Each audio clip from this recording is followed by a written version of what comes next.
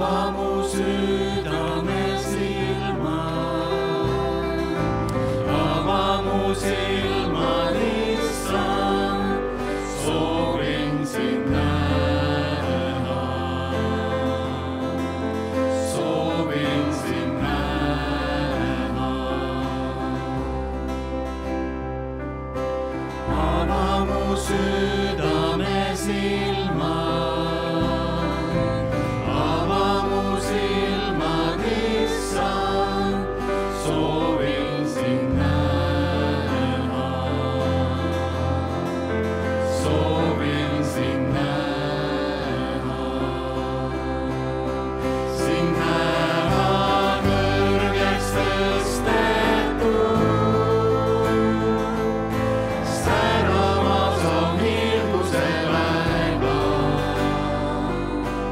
Armastust ja väge palun, kui laulan püha, püha, püha.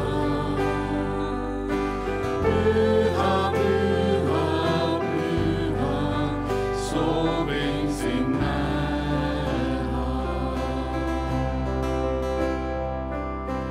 Ava mu südame silmad. Ava mu silmad, Issand, soovin sind näha. Soovin sind näha.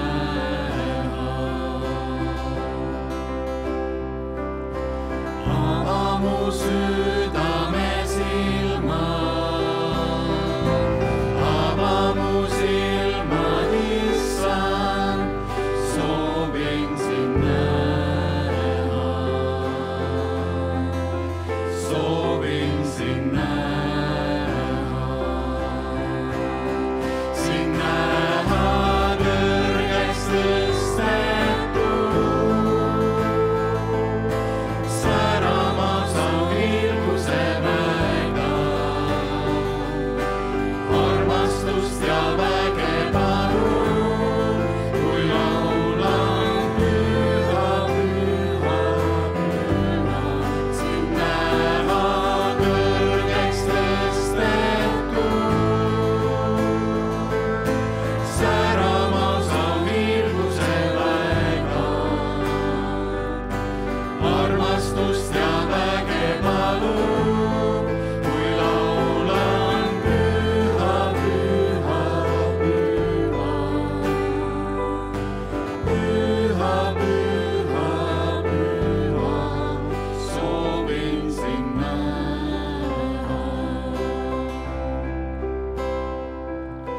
Püha, püha, püha. Püha, püha, püha. Püha, püha, püha, soovin sind näha.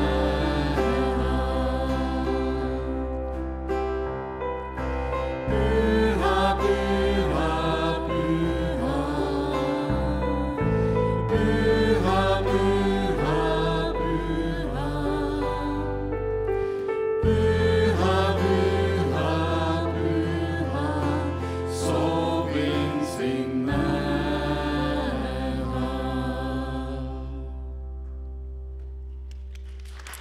Võtame istet.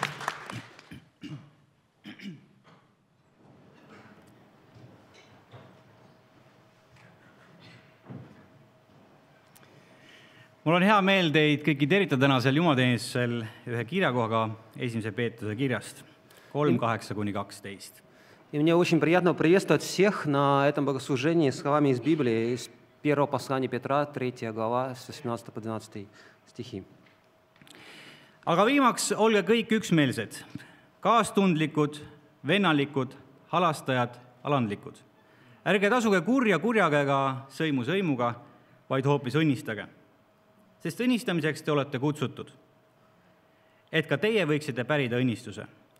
Sest kes tahab armastada elu ja näha häid päevi, see vaigistagu keelt ja kõnelemast kurja ja huuli rääkimast pettust. Ta hoiugu eemale kurjast ja tehku head, otsigu rahu ja taotlegu seda, sest issanda silmad on õiglaste poole ja tema kõrvad on lahti nende anumisele, aga issanda pale on nende vastu, kes teevad kurja. Наконец, будьте все единомысленны, сострадательны, братолюбивы, милосерды, дружелюбны, смиренно-мудры. Не воздавайте злом за зло и ругательством за ругательство. Напротив, благословляйте, зная, что вы к тому призваны, чтобы наследовать благословение. Ибо кто любит жизнь и хочет видеть добрые дни, тот удерживай язык свой от зла и уста свои от лукавых речей. Уклоняйся от зла и делай добро, ища мира и стремись к нему. Потому что очи Господа обращены к праведным, и уши Его к молитве их, но лицо Господне против делающих зло, чтобы истребить их с земли. Need värsid annavad juhiseid inimestele, kellel on kristlik meelelaad. Это место, оно дает указания христианам, которые хотят жить христианским образом жизни. Väga tihti see erineb tänasest maailmast. И это очень сильно отличается от того, как выглядит мир. Me võime tulihingeliselt minna erinevates diskussioonidesse päevapoliitikalistel teemadel. И мы можем увлеченно и эмоционально дискутировать на разные актуальные для нынешнего дня темы. Või kas või lihtne, tundub väikene teema, aga tegelikult paisunud väga suureks koroona. Или, допустим, небольшая тема, которая неожиданно выросла и стала очень большой, это коронавирус. Või vaatame nädalake tagasi kohalikud valimised. Или посмотрим, неделю назад были местные выборы. Või veel lihtsam, milline jalgpalliklubi on kõige parem jalgpalliklubi. Или еще проще, какой футбольный клуб самый лучший. Ja päeva lõpuks on enamusel meist nendes küsimustes oma arvamus ja oma tõde. И у нас у каждого свое мнение и свое видение истины. Ja igaüks soovib oma tõde kuuldavaks teha. И каждый хочет свое видение истины донести до других. Jeesus aga kutsub meid avama oma südant ja mõtlema sellele, mis on igavikuline. Но Иисус призывает нас открыть свои сердца и думать о вечном. Meil on pikaajaline mõju meie eludele.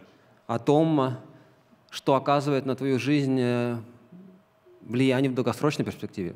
Eelnevas peatükis sellele, mis ma lugesin, te võite pärast kodus vaadata. И вот то место, которое мы читали, seal räägitakse, et me oleme kõik valitud. Здесь говорится, что мы все избраны, et kuulutada Jumala aulisi tegusid. Чтобы делать угодные Богу дела. Kui meist igaüks täna kas või leiab ühe asja sellest kõnest, mis on tulemas. Если каждый из нас найдет хотя бы один момент из сегодняшней проповеди. Ja kui see üks asi toob au Jumalale teie elus. Если эта истина, которую он понял, принесет славу Богу, siis on tänane kokkutulemine ja teenistus läinud asja ette. То сегодняшнее богослужение было успешным. Paletame kõik koos. Давайте вместе молиться. Hea Isa, me täname, et sa oled meid kutsunud otsima sind ja uurima sinu sõna. Добрый Отец, мы благодарны, что Ты призвал нас искать Тебя и изучать Твое Слово. Me palume, et sa avaksid täna meie südamed mõistma, mida sa tahad meile õpetada iga päev. И, пожалуйста, открой сегодня наши сердца, чтобы мы понимали, что это то, чему Ты хочешь нас научить. Me palume, et meie laul ja palved tuleksid sügavalt südamest. Я молюсь, чтобы наши песни и молитвы, они из глубины сердца шли сегодня. Et need tooksid sinule, Isa, kiitust ja tänu. И чтобы они приносили Тебе хвалу и славу, благодарность. Me paletame nende eest, kes vajavad täna tervenemist. И мы молимся за тех, кто нуждается в исцелении. Nende eest, kes on täna koroonas või mõne muu tõve käes. Которые болеют коронавирусом или другой болезнью. Ja anna neile tervist, kes täna on terved. И дай здоровье также тем, кто сегодня уже здоров. Aita meil olla usinad tooma vaimulikke ohvreid oma lähedaste kui ka ligimeste suhtes. И помоги нам усердно приносить жертвы ради близких. Ja aita meil olla tänulikud kõikide olukordade eest meie elus. И помоги нам быть благодарным за любые ситуации в нашей жизни. Õnnista tänast teenistust. Благослови сегодняшнее богослужение Jeesuse nimel. во имя Иисуса. Amen. Аминь. Jätkame ühise lauluga. Ja laulame laulu Halleluuja.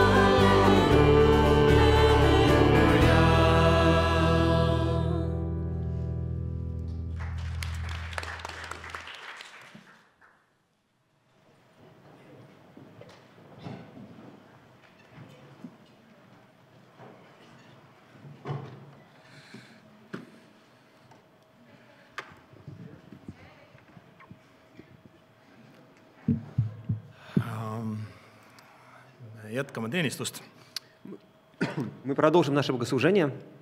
ja armulaud on aeg, mis on pühendatud mõtisklemiseks. И время причащения – это то время, когда мы глубоко размышляем. Kristuse meenutamiseks.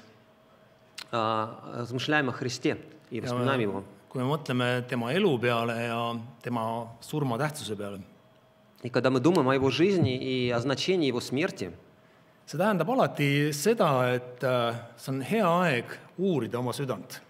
это также хорошее время, чтобы вникнуть в свое сердце, Mõelda oma patu peale, размышлять о своих грехах, mõelda selle peale võimalus kahetsemiseks думать о том, что это возможность у нас есть для покаяния, ja uuesti pöörduda Kristuse poole. и можно снова повернуться лицом ко Христу. Meil igalühel kindlasti on omad teatud mälestused või see, kui me loeme piiblit, kui me mõtleme Jeesuse peale. И у нас у каждого есть свои особенные воспоминания, когда мы читаем Библию или возвращаемся мыслями к личности Иисуса Христа. Ilmselt erinevad olukorrad, mis on seotud Jeesusega. Разные ситуации, которые связаны с Иисусом Христом. Just see, kui me oleme kristlased ja me oleme jüngrid, me liigume sel teekonnal. Когда мы ученики Христа, и мы идем по этому пути, Ja üks juhtum tuleb eredalt mulle meelde. и мне вспоминается один случай из моей жизни, See on siis Matteuse 15:32. из Матфея, 15 главы, 32 стих. Aga Jeesus kutsus oma jüngrid enese juurde ja ütles, mul on rahvast hale meel, sest nad on juba 3 päeva minu juures viibinud ja neil ei ole midagi süüa. Ma ei taha neid söömata ära lasta, et nad teel nõrkeks. Иисус же, призвав своих учеников, сказал им: «Жаль мне народа, что уже 3 дня находятся при мне, и нечего им есть. Отпустить же их не евшими не хочу, чтобы они ослабели в дороге». Me näeme siin seda, et Jeesus oli mees, kellel oli olemas selline asi nagu kaastunne. И мы видим, что у Иисуса было сопереживание, сочувствие к людям. Tal oli kahju inimestest. Им было жаль людей. Rahvas oli 3 päeva olnud kuulamas tema kõnet ja 3 päeva oli söömata. И народ 3 дня слушал его речи, и у них кончилась еда. Sealt võib lugeda hiljem, et seal oli 4000 meest pluss naised, lapsed. И дальше видно, что здесь было 4000 мужчин, и плюс еще женщины и дети. Me teame, et see on päris suur rahvahulk. Это очень много народа. Aastakümneid hiljem ilmselt sellest rahva seast oli palju inimesi, kes mäletasid seda olukorda või seda hetke, et Jeesus oli see, kes neid sel päeval kõhud täis söötis. И много лет спустя многие из этих людей, вероятно, помнили ярко тот момент, когда Иисус их накормил.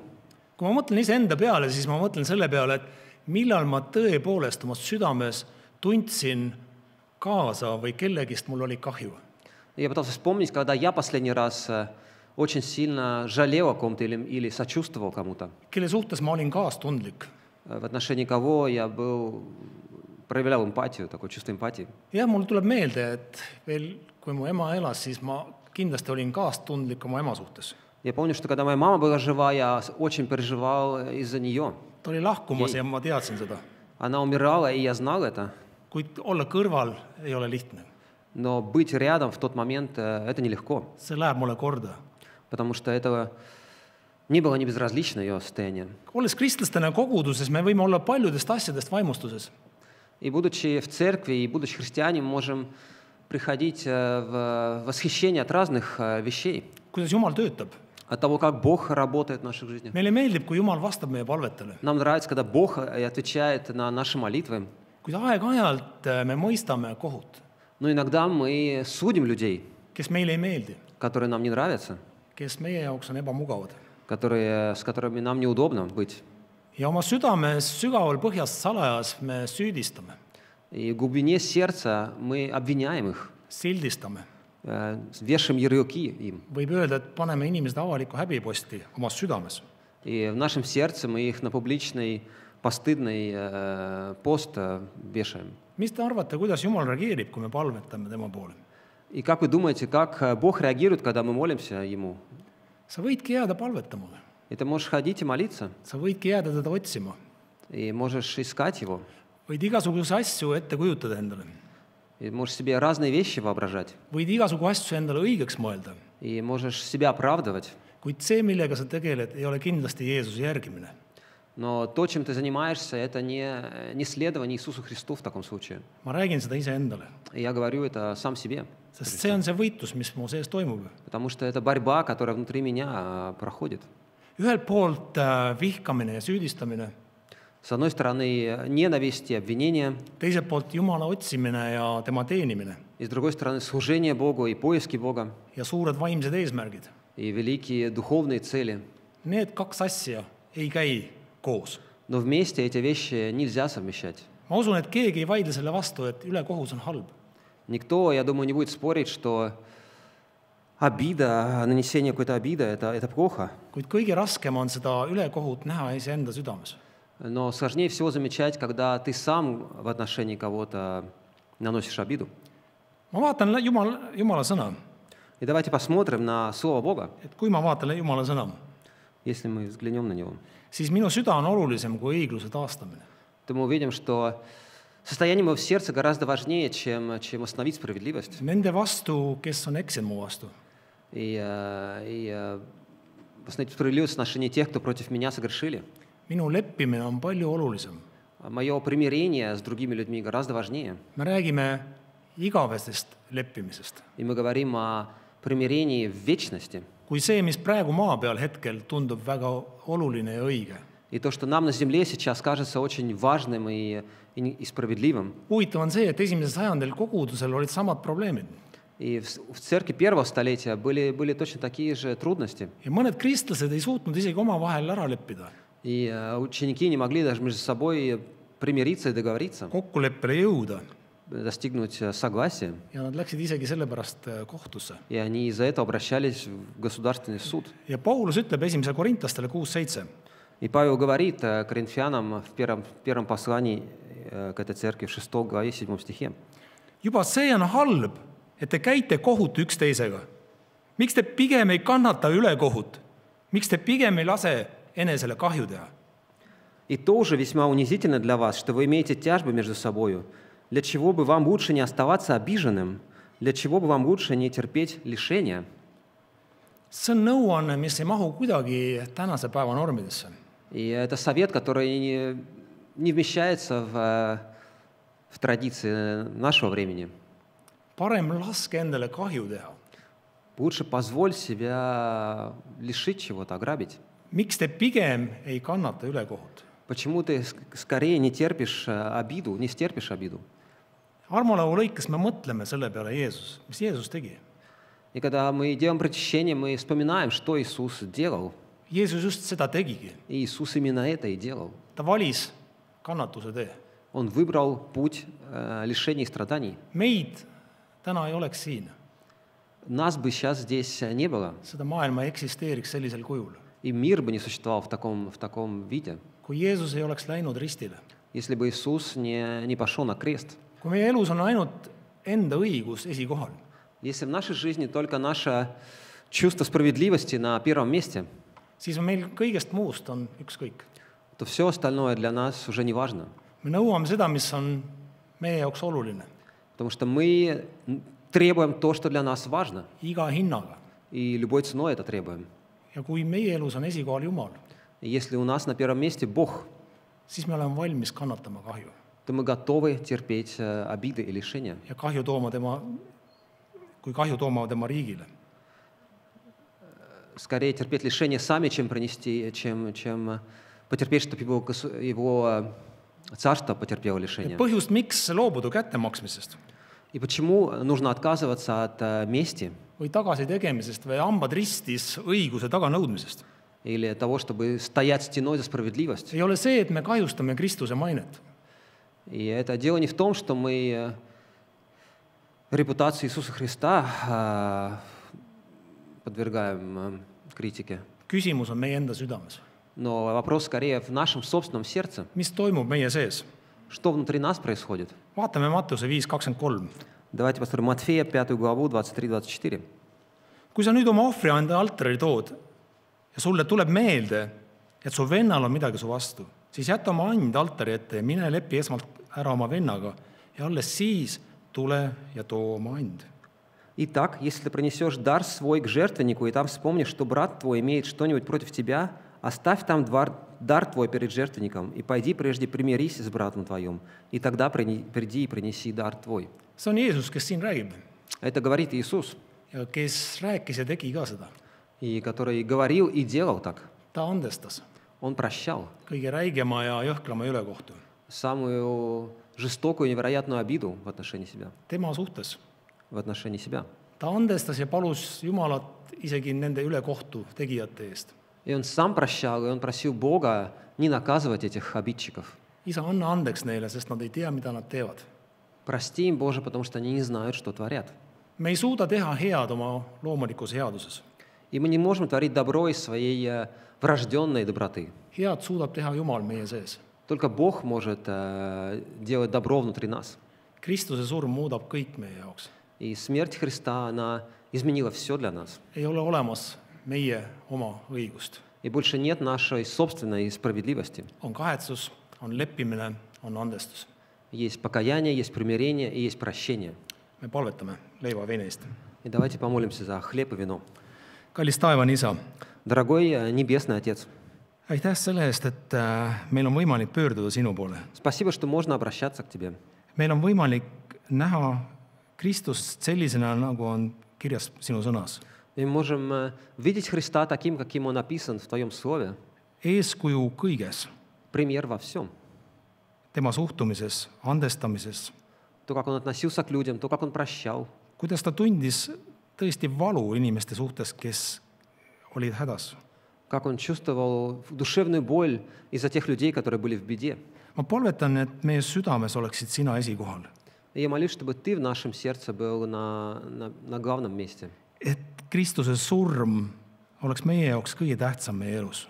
И чтобы смерть Христа была самым важным для нас. Et see kaaluks üles kõik muud asjad, mis meie elus toimuvad. Чтобы это перевешивало все те другие события, которые происходят в наших жизнях. Et me oleksime tõesti lepitatud sinuga. Чтобы мы были действительно примирены с Тобой. Jumal, ma palun andeks meie üleastumised, meie patud. Прости нам наши грехи и преступления. Jumal, katsu läbi meid. Пожалуйста, испытай нас. Kas me oleme valuteel või oleme teel sinu juurde? На правильной ли мы дороге, на пути ли мы к Тебе? Õnnista seda leiba ja seda mahla, mis me Благослови võtame. этот хлеб и это вино. Me palvetame su poja Jeesus Kristuse nimel. И молимся во имя Твоего Сына Иисуса Христа. Amen. Аминь.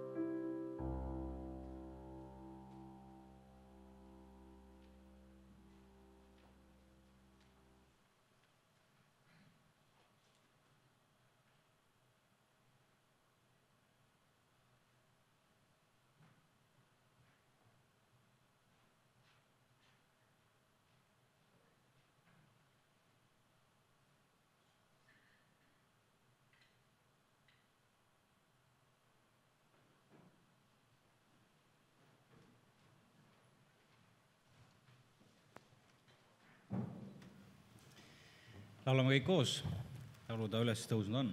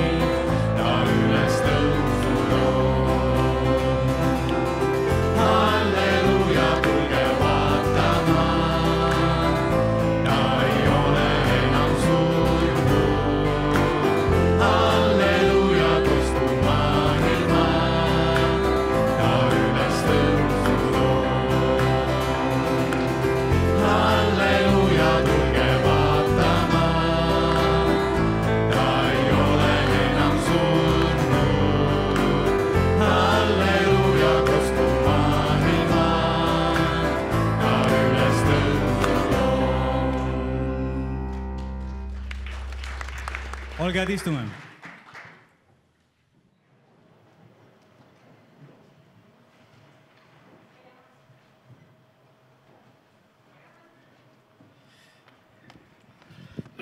Tere päevast! Добрый день. Palvetame lühidalt. И давайте помолимся кратко. Isa Jumal, Господь Отец, sina oled Jumal ja me oleme inimesed. Ты Бог, мы всего лишь люди. Isa, me oleme siia tulnud saali kokku ja siia ekraanide taha selleks, et õppida midagi sinult. И, Отец, мы собрались сегодня в этом зале и за экранами для того, чтобы научиться больше чему-то от Тебя. Ja ma, Isa, palvetan väga, et sa avaks meie südamed И, Господь, я молюсь о том, чтобы Ты открыл бы наши сердца ja teeks nad pehmeks. и сделал бы их восприимчивыми к Твоему Слову. Et me saaks tõesti sinu sõnast midagi aru, mis muudaks meie elusid ja näeks, et sina suureneks meie eludes. Чтобы Твое Слово могло менять наши сердца и чтобы картина о Тебе расширилась в наших глазах. Isa, me täname sind Saalomoni eest, kellele sa andsid tarkust. И, Господь, мы благодарны Тебе за царя Соломона, которого Ты наделил такой мудростью. Ja sa võid meid täpselt samamoodi õnnistada tarkusega. Я верю, что каждого из нас Ты можешь точно так же благословить мудростью. Aitäh lihtsalt selle võimaluse eest õppida sinult, Isa. Спасибо Тебе за эту возможность, что мы можем узнавать больше о Тебе. Ja õnnistada aega siin koos, palvetame Jeesuse Kristuse meie päästja läbi. Aamen. И благослови, пожалуйста, это время, которое мы проведем здесь вместе, и во имя Христа, нашего Спасителя, молимся. Аминь. Ma tahaks lihtsalt kõiki tänada, kes teenivad siin meie hulgas. Я хотел поблагодарить всех людей, которые служат нам здесь, в этом зале. Ülistust, Хор, tõlkijaid. переводчиков. Ma eile päeval mõtlesin ja palvetasin, et ma tõesti ei oska oma sõpru hinnata nii, nagu tegelikult peaks seda tegema. И вчера днем, когда я гулял и молился, то мне пришла в голову мысль, что я не ценю достаточно друзей, которые Бог дал мне. Ja ma usun, et õpetussõnad on see hea koht, kus ma saan õppida sellist tarkust oma südame jaoks. Я верю, что книга «Притч» как раз является той книгой, где я могу почерпнуть для своей жизни эту мудрость. ja tänane suur teema on siis Jumala tarkus õpetussõnades. И большая тема сегодняшнего дня будет мудрость Божья в книге Притчи. Ja väiksed teemad on siis kaks mõtet. Jumala kartus on tarkuse algus. И у меня будет две таких подтемы. Первый пункт называется «Страх Господень есть начало мудрости». Ja teine on see, et tarkus muutub isiklikuks. И второй пункт будет называться «Мудрость становится все более и более личной». Ja võib-olla see teine punkt haakub sellega, millega Mati kolmapäeval lõpetas. И я думаю, что второй пункт, наверное, вы узнаете ту тему, которую Мати закончил в среду проповедь. Milline oleks meie kollektiivne tarkus? Какой может быть наша коллективная мудрость? Sest Paulus kirjutab Efeesaste 3. peatükis, et Jumala tarkus saab avalikuks koguduses ehk meie keskel. Потому что в 3 главе послания Ефесянам апостол Павел пишет, что мудрость Господня, она проявляется в церкви, то есть среди нас. Ja kui me loeme õpetussõnu, siis Jumal on see tegelikult, kes kutsub meid läbi oma tarkuse. И когда мы изучаем книгу Притчи, то мы понимаем, что Господь через свою мудрость привлекает наши сердца к себе.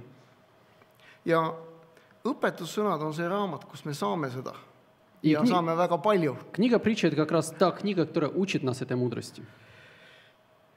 Ja see pole selline tarkus, Jumala tarkus ei ole selline tarkus, mida me saame kuskil koolis või ülikoolis.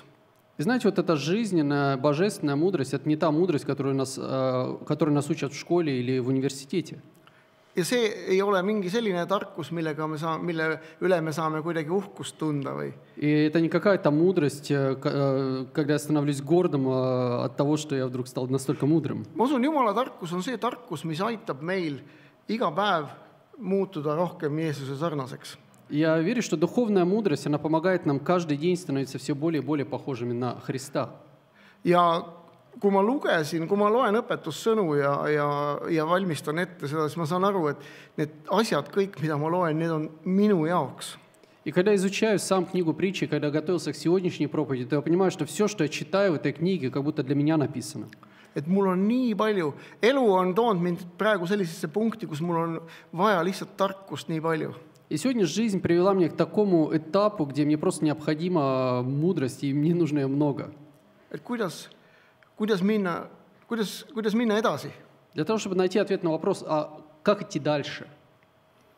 Ma pean saama seda tarkust Jumalalt. Я должен почерпнуть эту мудрость у Бога. Ja kui Jumal mulle midagi õpetab, siis mis ma sellega peale hakkan, see ongi see moment. Но, знаете, всегда возникает вопрос, когда Бог меня чему-то учит, то чему я учусь? Ma arvan, et see tarkus, mida Jumal mulle ja meile kõigile õpetab, on see, kuidas me saame üksteisega läbi või hakkama või kuidas me saame suhelda üksteisega. Я верю, что та мудрость, которую Господь дает нам, как раз ее целью является научить нас, каким образом мирно общаться друг с другом. Ja Jumala tarkus aitab mul mõista inimesi. Потому что Господня мудрость, духовная мудрость, она помогает мне лучше понимать людей. Ja esimene mõte siis, Итак, первая мысль. õpetussõnad 1.7. Притчи, 1 глава, 7 Kõik стих. kohad on õpetussõnadest. И все отрывки Писания сегодня у нас будут из книги Притчей. Õpetussõnad 1.7. Итак, книга Притчей 1:7. See on ka esimese punkti pealkiri. И это также будет названием первого пункта. Issanda kartus on tunnetuse algus. Meeletud põlgavat tarkust ja õpetust. Начало мудрости – страх Господень. Глупцы только презирают мудрость и наставление. Ja Saalomon ütleb, et kui me kardame Jumalat, sellest saab kõik tarkus alguse. И Соломон говорит нам, царь Соломон говорит нам, что если у нас есть богобоязненное отношение в сердце, то это является началом нашей мудрости. Ja Piibli leksikonis oli tarkuse kohta selline mõiste nagu või selline ajalugu tarkusest siis. И в библейском лексиконе мудрость определяется следующим образом. Erinevalt kõikide paganrahvaste tarkusest rajanes Iisraeli tarkus sellele tõele, et tarkuse algus on Issanda kartus, nagu siin kirjas. Что для израильтян, для правоверных израильтян, мудрость заключалась в том, что она основывается на страхе Божьем. И этим самым мудрость отличалась от мудрости всех окружающих их народов. ja teine koht õpetussõnad 9:10. И второй отрывок Писания, книга притчей, 9 глава, 10 стих. Issanda kartus on tarkuse algus ja kõige pühama äratundmine on arukus. Начало мудрости – страх Господень, и познание святаго – разум. Et kuidas meie saame aru Jumala kartusest, küsime enda käest. Как мы понимаем вообще вот это, определяем для себя понятие богобоязненность? Mis see on meie jaoks? Что это означает для нас лично? Kuidas see väljendub meie eludes ja meie mõtetes? И в чем это выражается в нашей жизни, в наших, может быть, в нашем образе мыслей? Ja Vanas Testamendis on 3 mõistet nagu Jumala kartusel või 3 asjaga saab iseloomustada. И Ветхий Завет трояко характеризует вот это понятие богобоязненности. On selline õudus ja hirm, et ma nii kardan Jumalat, ma värisen tema ees. Первое понятие определяет больше вот действительно страх и ужас. Когда человек настолько в ужасе пред лицом Божьим, что он готов упасть в обморок. Ja teine on selline mõte, et seista kellegi ees aukartuses. И второе определение – это когда ты стоишь пред кем-то, и ты чувствуешь глубочайшее почтение. Ja me just lugesime Saalomonist ja 1. kuningate 3:28 ütleb, et rahvas seisis Saalomoni ees ja nad kartsid teda, sest tal oli Jumala tarkus. И Третье царство 3:28 характеризует, например, царя Соломона таким образом, что народ, который стоял пред его лицом, они просто были в ужасе, потому что они понимали, что на нем почивает мудрость Божья. Rahvas nägi Saalomonis Jumala tarkust. Народ смотрел на своего царя, и он понимал, что мудрость Господня дана ему. Ja eriti õiguse mõistmises. И особенно мудрость, которая касалась судебных дел. Ja kolmas asi siis, mis Vanas Testamendis on lapse ja vanema suhe. И третья вещь, в отношении которой Ветхий Завет использует вот это слово «боязнь», это отношения между родителями и детьми. Mooses õpetas oma kogudust kõrbes siis. Моисей учил народ Израиля, будучи в пустыне, Et iga laps peab oma vanemaid austama. что каждый ребенок, он должен уважать своих Ja родителей. ma arvan, et see on väga hea tänapäevani. Я думаю, что до сих пор это не утратило свою актуальность. Ja selle lõigu kokkuvõtteks siis on hea hirm Jumala ees. И как мы можем тогда определить вот эту богобоязненность? Это такой благородный страх Божий. Et ma tean, et Jumal on hea ja Jumalal on parim plaan minu jaoks ja ma ei taha talle haiget teha. То есть, да, я не ужасаюсь Бога, но я знаю, что Он любит меня, что у Него самый лучший план для моей жизни, и я не хочу Его как-то огорчать своей жизнью. Ja ma austan ja ma kardan teda kui isa. И я уважаю Его, и я отношусь к Нему с той же боязнью, с которой сыновья должны относиться, и почтением, с которой сыновья должны относиться к отцу. Ja ma tahan teda austada nii palju, kui ma oskan, nii palju, kui see sõltub minust. Я хотел бы настолько проявлять почтение к Нему в своей жизни, насколько я могу, насколько я умею только в своей жизни. See on see, et me tunnistame kõrgemat autoriteeti enda elus. Для меня богобоязненность означает это то, что человек признает, что есть кто-то более высокий авторитет, чем его собственное мнение. Mismoodi Jumala kartus peaks siis ka meie elus veel väljenduma? А в чем еще может выражаться богобоязненность в наших жизнях? Karta Jumalat ja mitte inimesi. Например, если я скажу вам, что вам необходимо больше бояться Бога, чем людей. Ja sellel nädalal tuli välja palju minu nii-öelda tegemata jätmisi ja lahendamata asju töö juures. Знаете, на этой неделе я столкнулся у себя на работе с какими-то вещами, которые я пытался забыть, какие-то недоделанные, брошенные наполовину вещи. Ja see on kombinatsioon igasugustest muudest majanduslikest põhjustest. И все это было комбинацией всевозможных стечения экономических обстоятельств. Aga ma süüdistasin hästi palju ennast oma südames, et miks ma küll seda ei teinud õigel ajal ja miks ma teist asju ei teinud õigel ajal või need asjad oleks võinud üldse tegemata jätta. Но я увидел в своем сердце, как на самом деле я начал обвинять сам себя, что почему я этим раньше не занимался, почему этим я только сейчас начал заниматься вопросом, и зачем вообще я вот этим всем занимался тогда. Ja mul tekkis rohkem hirm nagu inimeste ees, mitte Jumala ees. Ma hakkasin mõtlema, kust ma nüüd alustan, kellest ma alustan nüüd nende asjade klaarimist. И я должен честно признать, что у меня в сердце был больше страх перед людьми, чем пред Богом, потому что я начал сразу задавать себе вопросы. Интересно, как я теперь буду расхлебывать все это, и с кем первым мне теперь нужно решать эти проблемы? ja palvetage järgneva nädala eest minu elus, И молитесь, пожалуйста, за следующую неделю в моей жизни, et sünniks Jumala tahtmine чтобы я обрел волю ja Господню, et ma oskaks Jumala tahtmist ära tunda. и чтобы я действительно научился распознавать волю Божию для своей Et жизни. Jumal näitaks, et mis on see järgmine asi, mida ma tegema peaks. Чтобы Бог показал мне четко, что я должен сделать, какой следующий шаг я должен предпринять. Filiplaste 2.12 ütleb, et valmistage endile päästet kartuse ja värinaga. Филиппийцам цитирую.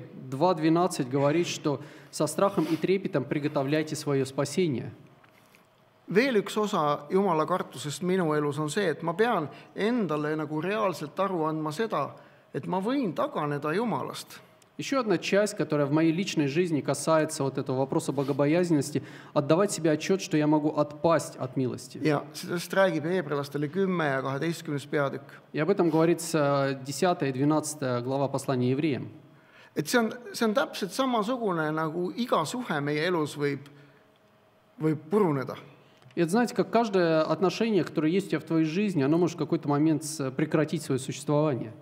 Kui me ei tegele ja kui me ei suhtle ja kui me laseme asjadel minna, Если ты не будешь заниматься этими отношениями, если ты не будешь инвестировать в них, если ты просто запустишь их.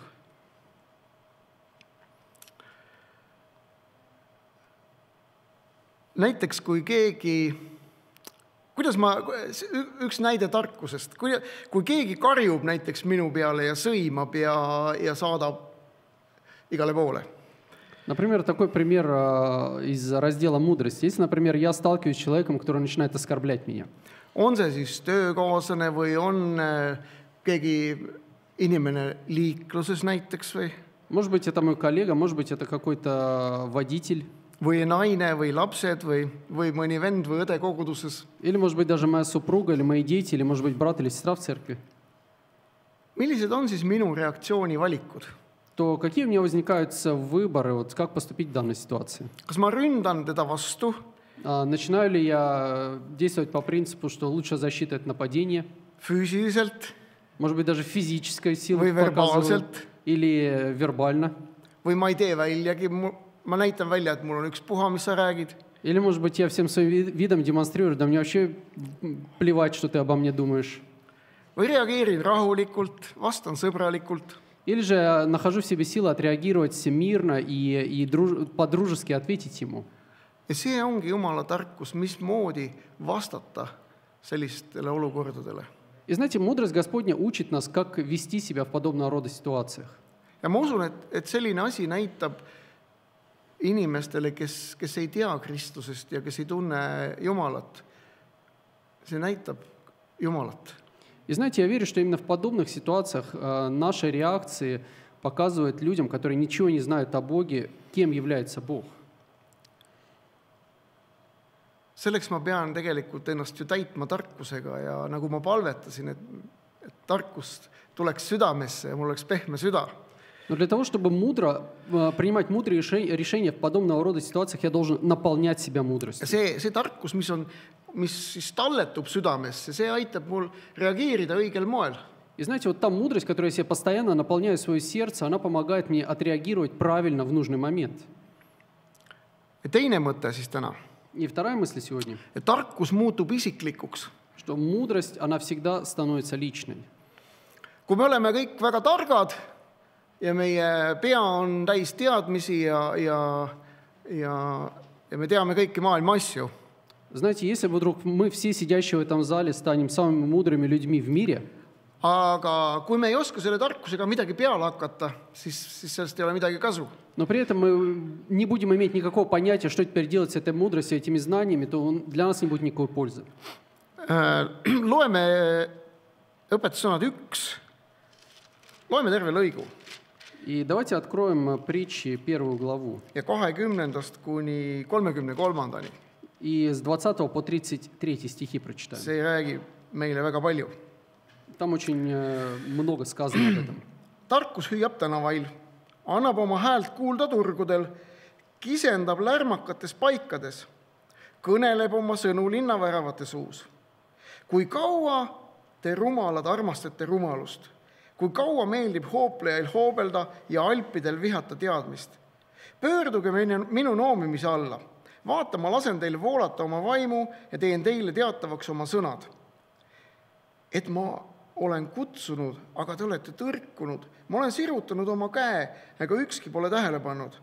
Ja te pole hoolinud mitte ühestki minu nõust, ega ole tahtnud mu noomimist, siis naeran minagi teie õnnetust, pilkan, kui teie kohkumine tuleb, kui teie kohkumine tormina tuleb ja teie õnnetus tulekeerisena saabub. Kui häda ja ahastus teile kallale kipuvad, siis nad hüüavad mind, aga mina ei vasta. Nad otsivad mind, aga ei leia. Sellepärast, et nad on vihanud tunnetust ega ole valinud issanda kartust. Et ei ole hoolinud minu nõust, vaid on põlastanud kõiki mu noomitusi. Peavad nad siis sööma oma tegude vilja ja küllastama oma kavatsustest. Sest rumalaid tapab nende taganemine ja halpe hukkab nende hooletus. Aga kes mind kuulab, võib julgesti elada ja olla muretu kurja kartmata. Премудрость возглашает на улице, на площадях возвышает голос свой. В главных местах собраний проповедует, при входах в городские ворота говорит речь свою. «Доколе невежды будете любить невежество, доколе буйные будут услаждаться буйством, доколе глупцы будут ненавидеть знания. Обратитесь к моему обличению. Вот, я изолью на вас дух мой, возвещу вам слова мои. Я звала, и вы не послушались, простирала руку мою, и не было внимающего. И вы отвергли все мои советы, и обличения моих не приняли. Зато и я посмеюсь вашей погибели, порадуюсь, когда придет на вас ужас. Когда придет на вас ужас, как буря, и беда, как вихрь, принесется на вас. Когда постигнет вас скорбь и теснота.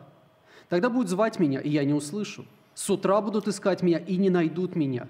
За то, что они возненавидели знания и не избрали для себя страха Господня. Не приняли совета моего, презрели все обличения мои.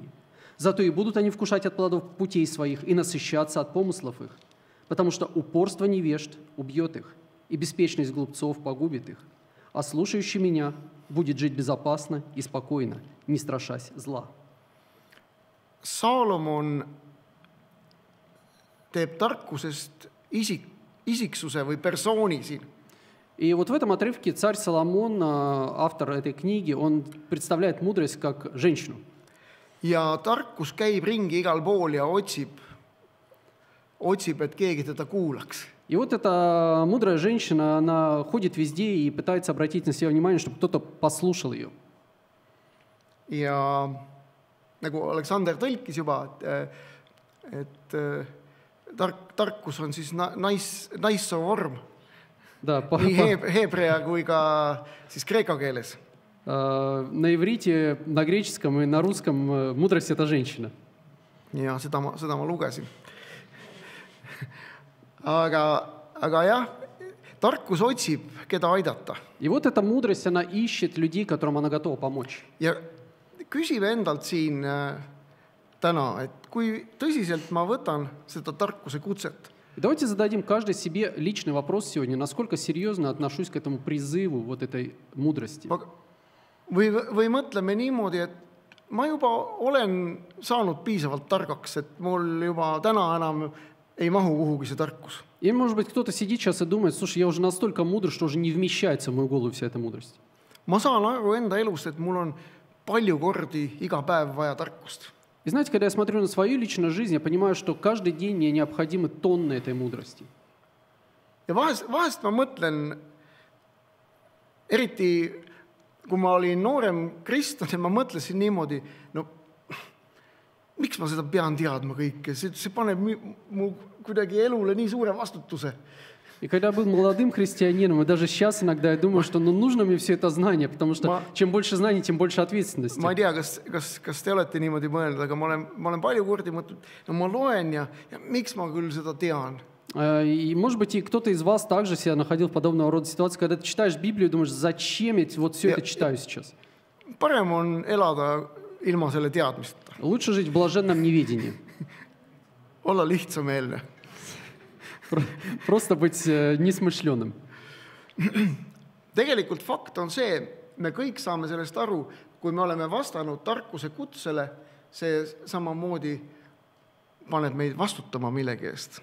Я думаю, что каждый из нас в своей жизни уже осознал тот факт, что если мы принимаем совет мудрости, то это накладывает на нас определенную ответственность. Ja ma arvan, eelkõige see paneb vastutuse, et me vaatame enda elule.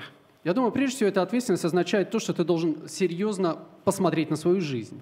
Ja me vaatame meie kollektiivi elule tegelikult. И точно так же посмотреть на жизнь людей, которые окружают тебя. Miks? Sellepärast, et siin väljendub Jumala tarkus Почему? kollektiivina. Почему именно на жизнь окружающих людей? Потому что в коллективе, вот в церкви отражается мудрость Божья. Vahest ma mõtlen, ma käin ringi linnas ja räägin mõne inimesega ja ma mõtlen, et kas siis Jumala tarkus ongi kõigi inimeste jaoks? И знаете, иногда общаясь с каким-то человеком, я думаю, что, ну, может быть, мудрость Божия, она и не для всех людей придумана. Võib-olla ma tean kedagi 40 aastat ja no, ta ei kuule üldse mingit Jumala tarkust. Может быть, я кого-то знаю уже 40 лет, я понимаю, что ему все равно до всей этой мудрости. Aga ma saan aru, et Jumal tahab ju kõiki kutsuda. Но я понимаю, что Господь призывает каждого человека. Lihtsaid inimesi, otsustusvõimetuid, Может быть, даже простодушных людей, людей, которые не способны сами принять решения зачастую. Jumal tahab kutsuda neid, kes põlgavad tegelikult tarkust. Бог призывает и тех людей, которым, в общем-то, на мудрость плевать. Need, kes on pettunud elus, küünilised, Различных циников, людей, которые разочарованы в этой жизни. Tegelikult Jumal kutsub kõiki, kes on oma mõtlemises sattunud pimedusse. Бог призывает каждого человека, который в своем мышлении оказался в темноте. Kõiki, kes on kaugenenud Jumalast, Всех людей, которые удалились от Бога. kes on võib-olla olnud siin meie hulgas, Да, которые, может быть, когда-то сидели среди нас в этом зале. aga nad on kaugenenud Jumalast. Но в какой-то момент они приняли решение и сами ушли от Бога. Jumala tarkus tahab ka neid puudutada. И мудрость Божия, она также взывает и к ним. Tarkuse mõte ongi see, Jumala tarkuse mõte, et pöörduge tema poole ja saage targaks. И к чему призывает мудрость, вот эта духовная мудрость? Она призывает обратиться к Богу и обрести мудрость. Ja ma sain nagu sellel nädalal väga hästi aru, kuidas tarkus tegelikult, kui ma otsin Jumala tarkust, kuidas see mõjub mulle. И на этой неделе я очень четко для себя осознал, что когда я всем сердцем ищу мудрости Божией, то какое влияние это оказывает на мою жизнь? Ma nägin, ühest küljest ma nägin, kuidas minu otsustamatus muutub otsustusvõimeks. С одной стороны, я видел, как моя неспособность принимать какие-либо решения превращается в решительность. Minu argus muutub julguseks. Моя какая-то трусливость превращается в смелость. Minu tahtmatus mingite pattudega võidelda muutub selliseks nagu tõeliseks kireks, et ma tahan võidelda selle patuga. Мое нежелание, неготовность бороться с какими-то грехами превращается в желание и страсть победить эти грехи. Vahest ma mõtlen, et ma olen juba nii palju aastaid lugenud piiblit, et ma ei tea, ma ei pea enam ühe või teise patuga võitlema. Иногда у меня возникает иллюзия, что я столько лет уже изучаю Библию, что тот или иной грех я уже победил.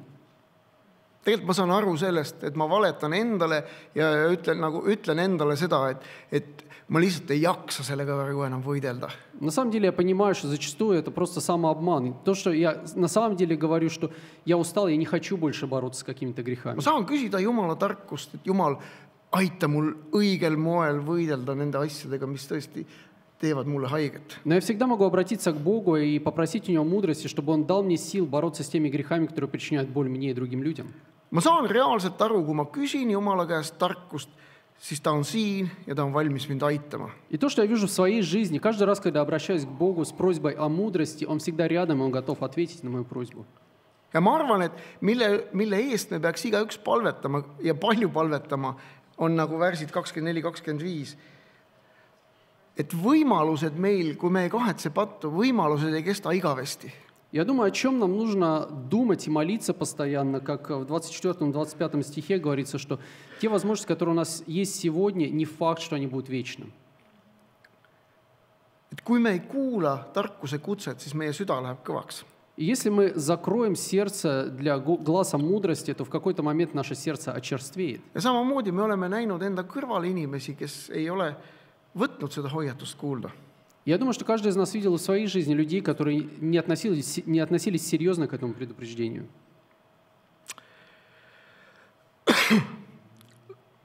Aga nagu Saalomon siin lõpetab selle lõigu, lõpp hea, kõik hea. Но как Соломон заканчивает этот отрывок, что хороший конец есть хорошее начало. Tahaks ju näha midagi helget ka, et mida head siis Jumal teeb. Потому что хочется все-таки видеть что-то и хорошее в этой жизни. Nagu värsid 32-33. Давайте, например, посмотрим 22-23 стихи, перечитаем.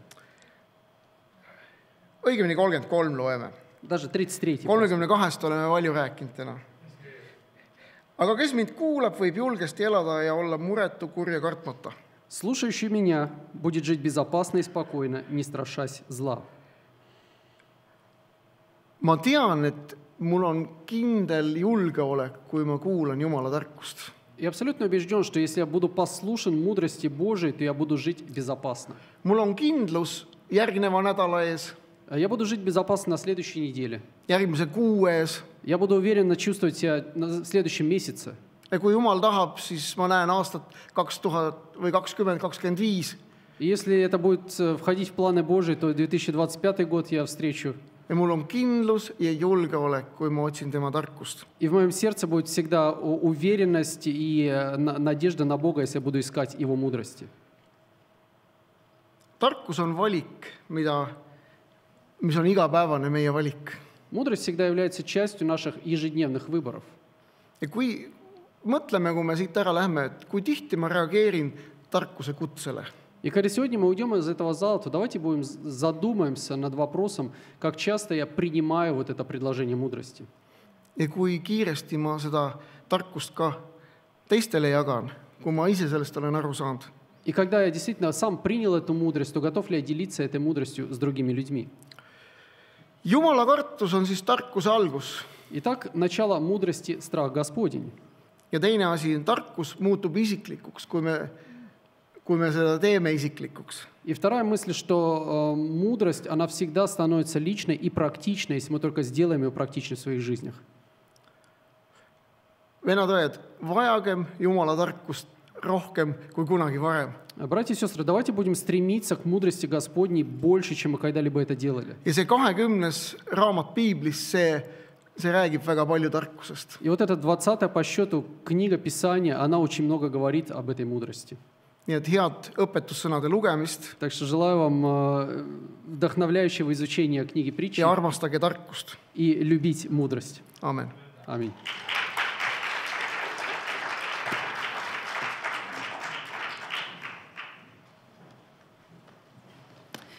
Suur tänu Antsule. Tuleval kolmapäeval me saame koguduse kokku siis väiksemates gruppides erinevates linnaosades. Nüüd aga laulame kõik koos tänase teenistuse viimase laulu, milleks on Naš Bog tak velik.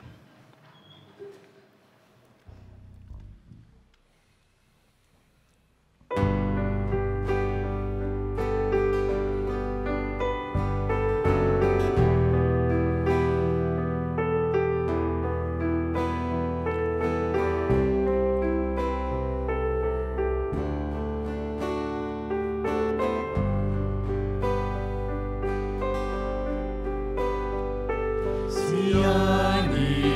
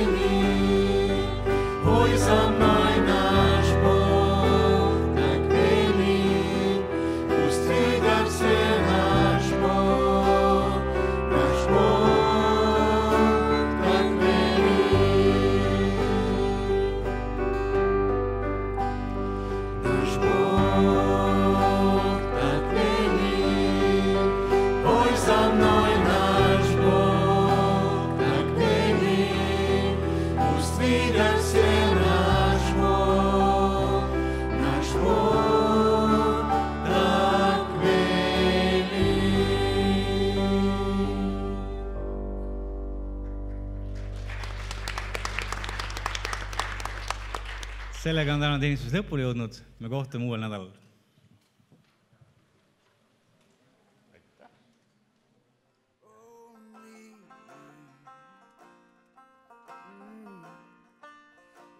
Stripping